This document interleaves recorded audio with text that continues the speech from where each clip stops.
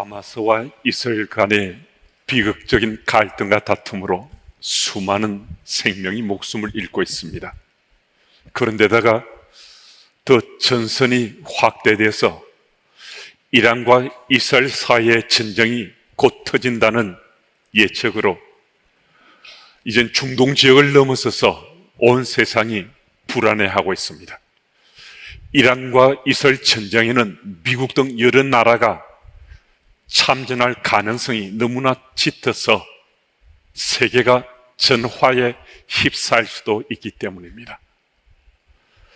뿐 아니라 러시아의 야욕으로 시작된 우크라이나와 러시아의 전쟁도 2년 반이 거의 다 되어 가는데도 여전히 끝이 보이지 않고 수많은 군인들과 민간인들이 목숨을 잃고 있습니다.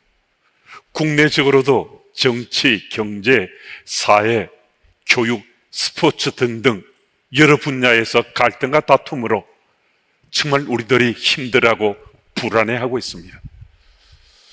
이런 때 우리는 과연 어떻게 해야 될 것인가? 그냥 지켜만 보고 바라만 보고 우리가 뭐 할 수 있겠나? 마음이 좀 상하고 불안해하면서 그저 그렇게 살아면 되겠는가? 그렇지 않다는 겁니다. 또 그렇게 살았어도 되지 않습니다.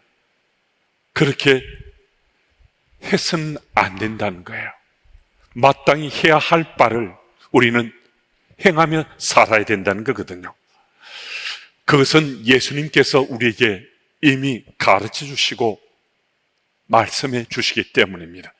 세상이 아무리 시끄럽고 요란하더라도 설령 우리가 그 중심에 휩쓸린다 하더라도 우리가 마땅히 해야 할 것이 있다는 것입니다. 서로 사랑하는 것입니다. 지금 우리에게 가장 필요한 것은 바로 사랑하는 것입니다. 우리는 이전에 사랑 정말 잘했지 않습니까? 누구보다도 사랑하는 것은 내가 제일 잘해. 사랑 표현하는 것도 내가 누구보다 잘 표현하면 나 살고 있어.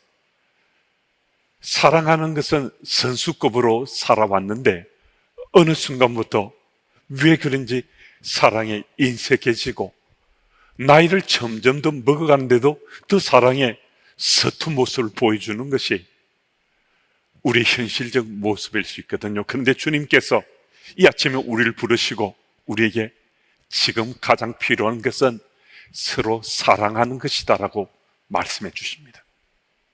여러분, 그럼 어떻게 우리 사랑하면 될까요? 이 질문에 대해서 예수님께서 이미 우리에게 말씀해 주셨습니다. 오늘 보면 34절 말씀을 같이 한번 읽겠습니다. 우리 함께요. 새 계명을 너희에게 주노니 서로 사랑하라. 내가 너희를 사랑한 같이 너희도 서로 사랑하라. 아멘. 예수님께서 서로 사랑하라 말씀하신 이 구절에 우리가 주목해야 합니다. 예수님께서 지금 이 상황에 대해서 우리에게 보여주신 이 현장은 예수님이 십자가를 지시기 전 약 12시간 전이었습니다. 그러니까 예수님이 지금 죽음을 맞기 얼마 남지 않은 바로 그 시점이었다는 것입니다. 그런데 이 죽음은 너무나 억울하고 분통이 터지는 죽음이었잖아요. 십자가 죽음이었잖아요. 그리고 십자가의 죽음이 얼마나 처참하고 비참한지 생각해 보면 두려움과 공포가 몰려오는 그런 죽음이잖아요. 예수님 그것을 너무나 잘 아시고 계셨거든요. 예수께서 나귀 새끼를 타시고 예루살렘으로 오르실 때 이 십자가 죽음을 깊이 생각하시면서 예루살렘으로 오르셨거든요. 그래서 예수님께서는 이 십자가 죽음이 어떠한지 누구보다 잘 알고 계셨습니다. 그런데 예수님께서 바로 그 즈음에, 바로 그 시간에 제자들과 함께 최후의 만찬을 드시면서 갑자기 일어나셨어요. 식사하시다가 갑자기 일어나셔서 제자들의 발을 씻기십니다. 요한복음 13장 4절 5절을 제가 읽습니다. 저녁 잡수시던 자리에서 일어나 겉옷을 벗고 수건을 가져다가 허리에 두르시고 이에 대야에 물을 떠서 제자들의 발을 씻으시고 그 두르신 수건으로 닦기를 시작하여. 예수님이 제자들의 발을 씻기니까 제자들이 얼마나 당혹스럽겠습니까? 유대인의 관습은 하인이나 종은 주인이 집에 들어오면 또 주인을 찾아온 손님이 있으면 그들의 발을 씻어줘야 했습니다. 그런데 지금 스승이 제자들인 자기들의 발을 씻기는 거잖아요. 그래서 베드로는 그렇게 할 수 없다고, 절대로 그럴 수 없다고, 주께서 내 발을 씻길 수 없습니다라고 버텼잖아요. 그러니까 예수님께서 네가 계속 그렇게 버티면 너 나하고 상관없다라고 말씀하시니까 그때서야 자기 발을 내밀었잖아요. 예수님께서는 손수 세수대야에다가 물을 떠다가 허리를 굽혀서 제자들 한 사람 한 사람 그 발을 씻겨주십니다. 그런 다음 예수님께서 하신 말씀이 서로 사랑하라, 이 말씀하셨습니다. 제자들이 예수님이 이 말씀을 들었을 때 그들의 마음이 어떠했겠습니까? 지금 예수님께서 자기들의 발을 씻겨주신 거잖아요. 그 다음 하신 말씀이니까 정말 마음속에 사랑받은 자니까,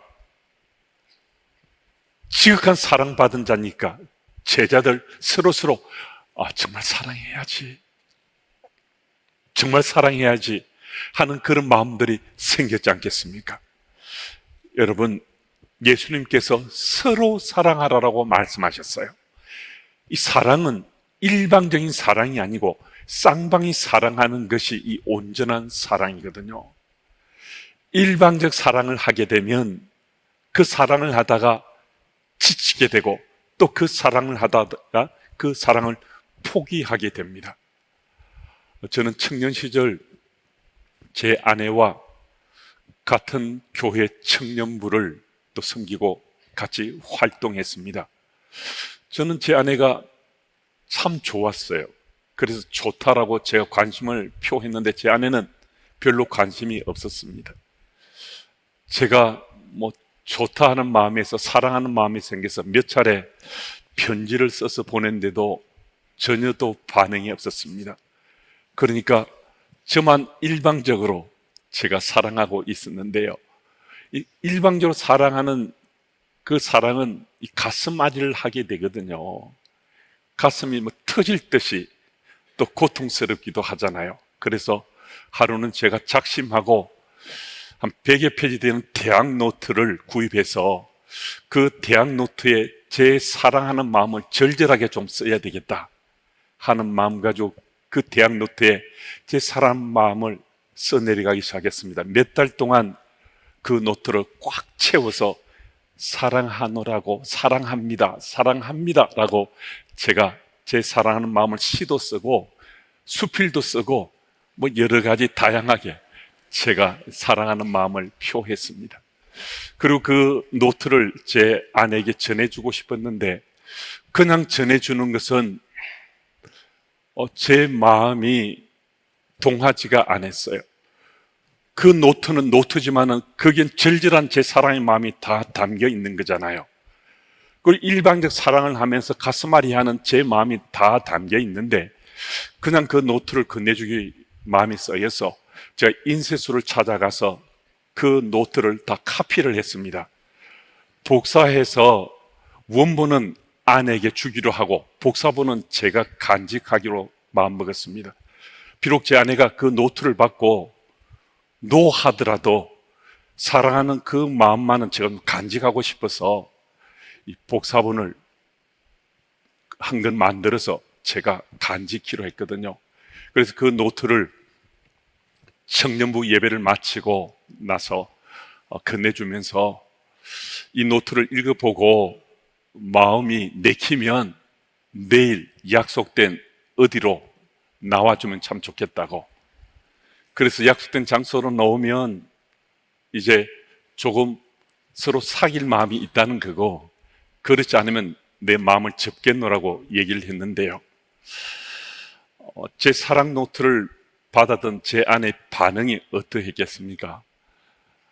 섬세한 그 마음까지는 제가 잘 알 수는 없지만 제 아내는 그 다음날 약속 장소에 나왔어요. 그래서 일방적 사랑으로 가슴앓이를 하다가 그때부터 쌍방 사랑을 하기 시작했는데, 지금도 사실은 이 쌍방 사랑에 저는 여전히 서툰 편입니다. 그런 쌍방 사랑을 하려고 많이 애쓰지만은 아직도 저는 부족함을 많이 느끼는데, 그럼에도 서로 사랑할 수 있다는 이것이 정말 감사하거든요. 제가 쑥스러운 제 러브 스토리까지 끄집어내서, 이게 도대체 몇십 년 전에 이거 호랑이 담배 피우던 시절의 얘기인데, 이것까지 끄집어내서 일방적 사랑이 우리에게 필요한 것이 아니고 서로가 사랑하는 이것이 정말 필요하다는 이 사실을 같이 좀 나누고 말씀드리고 싶은 거거든요. 예수께서 제자들의 발을 씻으시면서 보여주신 그 사랑은 제자들의 마음을 동하게 했는데요, 그런 마음이 그들에게 사랑하는 마음, 사랑하고자 하는 마음이 생긴 것은요, 제자들은 예수님께서 자기들을 정말 소중한 존재, 가치 있는 존재로 존중해 준다는 그 사실을 그들이 느꼈을 뿐만 아니라 믿었기 때문입니다. 부부 사이에, 부모 자식 간에, 또 우리 교우들 사이에 서로가 소중한 존재, 가치 있는 존재로 서로 존중해 주면요, 서로 사랑하는 마음은 이건 지속될 수 있는데요, 그렇지 않을 때는 탈이 나기 마련이거든요. 처음엔 어떤 문제가 생기면 문제 가지고 티격태격 하다가 나중에는 문제가 아니고 말꼬리 잡고 티격태격 하면서 상처가 더 나는 것이 우리 현실이기도 하잖아요. 이 말씀은 무슨 말인가 하면요, 서로가 존중받지 못하면 무시당한다 생각해요. 사실은 본심은 그렇지 않더라도 그런 오해를 하거나 또 그런 실제적으로 그런 행동을 하게 되는 거거든요. 여러분과 제 삶 속에 이런 갈등과 다툼이 만약 있다면 무엇보다도 예수님 이 말씀이 꼭 생각나면 좋겠어요. 주님께서는 다른 말씀하지 않으시고 서로 사랑하라 라고 말씀하셨는데, 예수께서는 제자들의 발을 씻겨 주신 후에 서로 사랑하라 말씀하셨거든요. 여러분과 제가 우리 가정에서든 또 교회에서든 어느 곳이든 서로 사랑하라고 말씀하시기 전에 예수님께서 제 발을 씻겨주신 다음에, 씻으신 다음에 이 말씀하셨어요. 우리들도 사랑함의 표현과 사랑의 말은 내가 행동하면서 살아가면서 그렇게 말하고 표현하고 또 삶을 나누는 것이라고 일깨워주시거든요. 혹시 어제까지 우리가 서로 가치 있는 존재, 또 소중한 존재로 여기지 못하고 살 수도 있는데 그 문제되지 않습니다. 오늘 이 예배를 드린 후에 우리 예배당을 빠져나가면서 우리가 마음에 결심하는 겁니다. 오늘 여기서 예배 중에 다짐해도 참 좋고요, 그래, 정말 사랑해야지. 나 사랑하는 데는 선수급이었잖아. 나 정말 제일 잘하는 게 이 사랑하는 거였는데, 나 사랑하는 것 이거 정말 나 잘했는데 다시 회복하면 되는 거거든요. 다시 표현하고 나누며 살면 예수께서 말씀하시는 서로 사랑하라 하는 이 말씀으로 우리 서로 사랑할 수 있습니다. 그래서 예수님께서 우리 사랑하신 그 사랑으로 사랑하시는 여러분들이 다 되시기 바랍니다. 그리고 이어서 주께서 말씀하시는 것은 아주 구체적으로 표현하세요. 내가 너희를 사랑한 것처럼 너희도 서로 사랑하라. 주께서 내가 사랑한 그 수식을 붙였어요. 예수님의 사랑은 무조건적인 사랑이었잖아요. 십자가를 지시면서까지 목숨까지 바쳐서 사랑하신 그 사랑인데, 예수님의 사랑은 이런 변하는 사랑이 아니고 흔들림 없는 사랑, 영원토록 변치 않는 사랑이었거든요. 예수님의 이 사랑의 스토리를 접하면 나는 안 돼, 우리는 그런 사랑할 수 없어요 라고 스스로 뒷걸음질 칠 수도 있습니다. 그런데 여러분, 우리는 예수께서 말씀하신 이 말씀처럼 서로 사랑하는 이 부분에 사실 진심을 다하는 여기까지는 쉽지 않지만은 우리가 사랑하고자 하는 이 마음들은 다 가지고 있잖아요.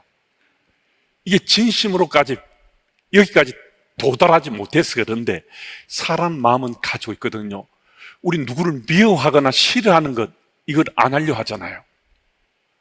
여러분, 우리가 정말 독한 마음 먹고 난 미워해야지, 싫어해야지 이런 사람 없잖아요. 저도 누구를 미워하고 싫어하는 건 절대적이라 할 수 없지만은 정말 미워하거나 싫어하지 않고 사는 편이거든요. 뭐 사는 편이 아니라 아마 그렇게 살아왔는지 모르겠습니다. 그런데 겉으로 드러난 이 사랑 말고 진심으로 하는 이 사랑에는 아직도 제가 서툰 부분이 적지 않은 것 같아요. 제가 이 강단에서 우리 정말 진심 사랑하십시다, 우리 사랑해야 됩니다, 이런 말씀을 종종 전하잖아요. 근데 그때마다 뒤끝이 땡기는 것은 제가 그렇게 살지 못하고 사랑하지 못하는 모습, 그게 자꾸 생각나고 찔림이 되니까 그 말씀을 드릴 때마다 좀 송구스럽고 죄송스러운 거거든요. 때로는 부끄럽기도 하고요. 그런데 우리가 사랑이 그렇게 부족하다라고 느끼더라도 여러분과 제게 소망이 있습니다.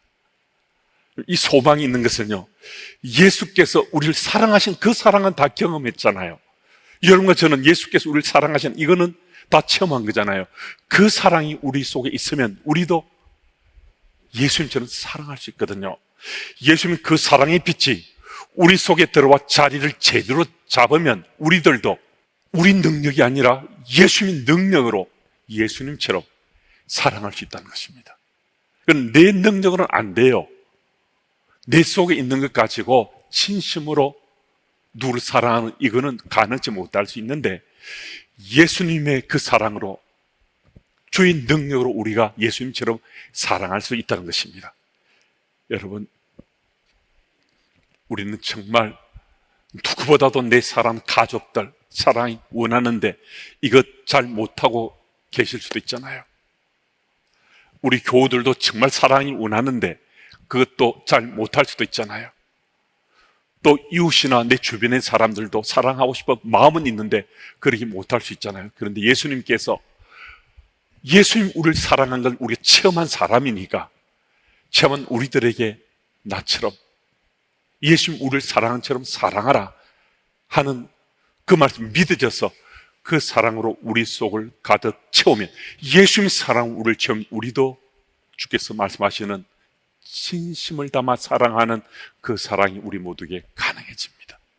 그래서 예수님이 우리를 사랑하는 그 마음을 확신에 차서 내 가슴 속에 스티그마로 흔적으로 새기고 그 사랑으로 가득 채우면 우리들이 진심으로 서로 사랑할 수 있다는 이 말씀이 꼭 믿어지시길 바랍니다. 그리고 우리 35절 말씀을 같이 읽겠습니다. 우리 함께요. 너희가 서로 사랑하면 이로써 모든 사람이 너희가 내 제자인 줄 알리라. 아멘. 예수를 믿는 우리들이 가장 큰 소망이다 하고 우리가 손꼽을 만한 것, 뭐 한 가지든 두 가지든 그 중에 한 가지는 분명 예수님의 제자로 살고 싶은, 예수님께서 우리에게 제자다, 그래서 우리가 제자 훈련도 하고 또 제자 양육도 하고 제자 되기를 원하지 않습니까? 그런데 오늘 말씀은요, 우리가 예수님이 제자 되기 원하는 그 열망하는 마음이 이게 힘들고 어렵지 않다는 거예요.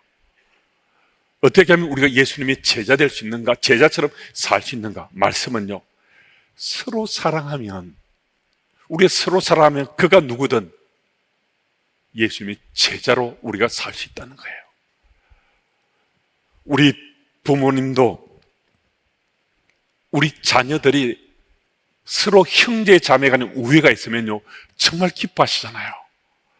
우리 부모님들이 다른 것 우리에게 바라지 않으시고 형제 자매가 서로 우애 있게 서로 사랑하며 사는 거, 이거 정말 가장 좋아하시잖아요. 부모 세대인 우리도 우리 자녀들이 자기들끼리 정말 서로 사랑하고 서로 존중하며 살면 우리가 정말 행복해 하잖아요. 여러분, 예수님도 우리가 서로 사랑하면 정말 기뻐하실 거잖아요. 여러분, 우리가 원래 연애할 때, 부부의 연을 맺게 됐을 때 우리가 가장 자주 표현하는 말이 뭐였죠? 사랑해였잖아요. 우리가 가장 잘하고 가장 자주 내 입술 통해 드러낸 이 사랑해였거든요. 부모, 자식이 첫 만남을 한 그날, 그때부터 가장 많이 사용했던 단어는 사랑해, 아들 사랑해, 딸 사랑해. 이게 우리의 마음이 있고 이게 우리 표현이었잖아요. 또 우리가 주님의 교회 가족으로 함께 만났을 때도 주 안에서 사랑합니다, 사랑 표현으로 우리 같이 만났잖아요. 그런데 좀 세월 지났어요. 또 나이도 좀 더 많이 먹게 됐어요. 그럼 더 사랑하는데 전문가가 돼야 되지 않겠어요? 프로페셔널 해야 되는데요, 더 아마추어가 되어가고 심지어는 전술한 것처럼 인색하고 서툴 뿐만 아니라 외면하고 무시하며 사는 것이 혹 오늘 우리 모습일 수도 있습니다. 여러분, 주께서 다른 거 말씀하지 않으시고 내가 너희를 사랑한 것처럼 서로 사랑하라 말씀하시거든요. 우리 사랑받은 자니까 그 사랑 기억해서 우리도 사랑하며 살면 그 사랑이 정말 이 시대 우리의 가장 필요한 것이구나, 이 사실을 깨달으면요, 가장 필요한 그것 내 삶으로 살아내려고 우리 행동할 수 있습니다. 오늘 이제 예배를 마치고 이제 예배당을 빠져나가서 걸어가시던 차를 운전해 가시던 한번 부부 사이 한번 쳐다봐 보십시오. 미소 지으면서 사랑해 라고 한번 표해 보십시오. 부모, 자녀가 함께 예배에 참석했다면 같이 가면서 아들, 딸 사랑해 라고 말해 보십시오. 한 번도 손잡아 본 적 없는데 이번에 한번 용기 내서 걸어가시면서 한번 손도 맞잡아 보시고 사랑이라고 말씀해 보십시오. 지금 여러분과 제 삶 속에 가장 필요한 것은 사랑하는 것입니다. 여전히 서툰 부분이 있더라도 그래도 우리 사랑하고자 결심하고 사랑하고자 하는 그 마음을 살아가면 우리 서로 사랑할 수 있습니다. 주님께서 오늘 이 예배당에 우리를 부르시고 다시 한 번 더 그 사랑을 회복기를 원하신다는 주님의 본심을 꼭 기억해서 지금 가장 필요한 것, 서로 사랑하시는 여러분들이 다 되시길 축복합니다.